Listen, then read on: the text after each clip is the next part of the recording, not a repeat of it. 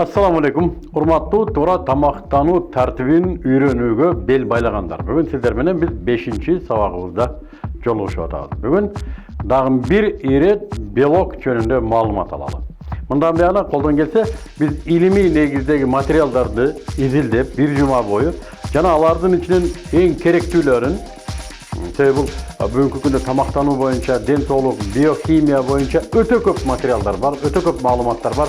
Алардын ичинен эң керектүүлөрүн, эң ушундай бир маанилүү болгондорун жыйып келип, жөнөкөй тилге айландырып, силерге жеткирүүгө бир топ убакыт талап кылынат экен. Ошондуктан азыр сиздерге бере турган материалдардын бардыгы билиңиздер өтө көп изилдөөлөрдүн бир жыйынтыгы. Бүгүн да белоктор жөнүндө сүйлөшөбүз. Белок татаал органикалык байланыш жана ал негизинен белгилүү болгон 8 аминокислотадан турат. Аминокислоталардын биологиялык жана химиялык өзгөчөлүктөрүн молекулярдык деңгээлде караганда узун жана өтө так тизилген шуру сыяктуу көрүнөт. Алар алмашкыс жана алмаштырылчу болуп эки түргө бөлүнөт. Алмашкыс аминокислоталарды дене өзү иштеп чыгара албайт жана аны сырттан оокат аркылуу алууга муктаж. Ал эми алмашылчу аминокислоталарды дене өзү иштеп чыгара берет. Ошондой эле белок курамына жараша толук кандуу жана толбогон болуп да экиге бөлүнөт. Толук кандуу белоктор эт, сүт, балык жана жумуртка азыктарынан. Ал эми толбогон белоктор буурчак, жаңгак жана кылкандуу дандардан алынат. Белок денеде негизги орунду ээлейт. Ал клетканын негизги курулуш материалы болуп эсептелет. Тагыраак айтканда, дененин бүт клеткалары белоктон курулат. Ошондой эле анын айланасындагы чөйрө да белоктон көз каранды.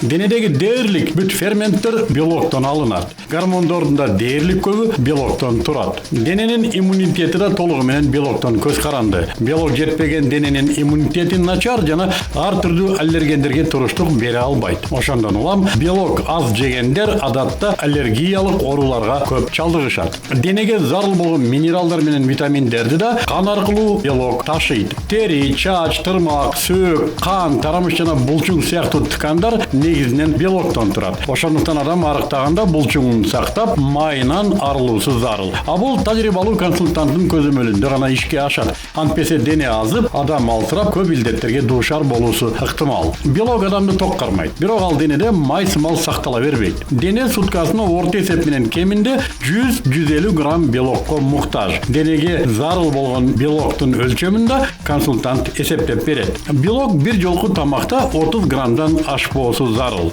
Жаныбар этинен алынган белоктун 80, ал эми өсүмдүк белогунун 60% гана аш болот. Жаныбардын этинде белок менен катарлаш май да көп болот. Ошондуктан адатта өсүмдүк белокторун жеген туура болот. Эң жакшы белок соя жана сүт сывороткасынан алынган изолят белоктор. Анткени алардын 95% аш болуп, адамдын денесине зарыл болгон заттарга да бай жана майы да аз келет. Мына ушундай.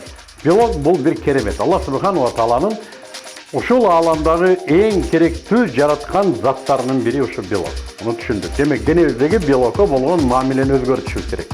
Денебиздеги белокту сактоо жолдорун издеп жана кантип ал белоктун ордун болгондо да сапаттуу белок менен толтуруп турууну жолун табышыбыз керек. Буга албетте бизге өтө тажрыйбалуу тамак аш боюнча, диета боюнча өтө белгилүү болгон диетологдордун жана консультанттардын өзгөчө тамак аш жаатында, тамак сиңирүү жаатында иштей билген консультанттарга кайрылууңуздар керек. Куранда Алла субханаху ва таала билбесеңер билгендерге кайрылгыла дейт. Билгендерге кайрылгыла. Эгер кимге кызык болсо, мен ылдый жагында мына ушул консультанттардын телефондорун да коюп коём.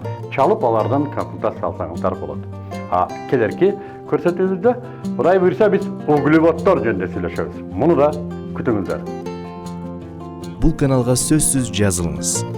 Дайым биз менен болуңуз.